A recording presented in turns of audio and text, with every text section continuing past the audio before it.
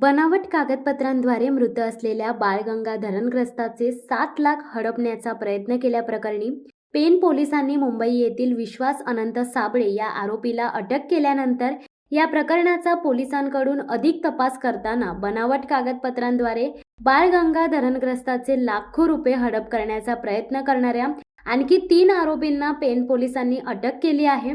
या आरोपींना 26 जानेवारीपर्यंत पोलीस कोठडीत ठेवण्यात आले आहे। पेण तालुक्यातील बाळगंगा धरण प्रकल्पग्रस्तांच्या जमिनीचा मोबदला पेण उपविभागीय कार्यालयातून दिला जात आहे, परंतु यातील अनेक प्रकल्पग्रस्त हे मुंबई, पुणे आदी ठिकाणी वास्तव्यास आहेत, तर यातील अनेक खातेदार मृत असताना त्यांच्या नावे बनावट कागदपत्रे बनवून पैसे काढण्याचे प्रयत्न सुरू असल्याचे निदर्शनास येत आहे।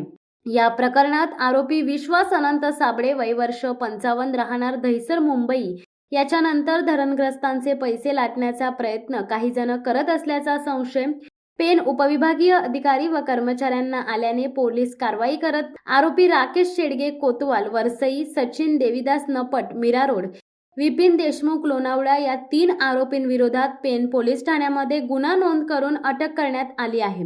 26 जानेवारीपर्यंत पोलीस कोठडी देण्यात आली आहे। याबाबत अधिक तपास पेण पोलीस निरीक्षक देवेंद्र पोळ यांच्या मार्गदर्शनाखाली पोलीस उपनिरीक्षक समद बेग हे करीत आहेत। शिवसत्ता टाइम्स न्यूज ब्युरो पेण।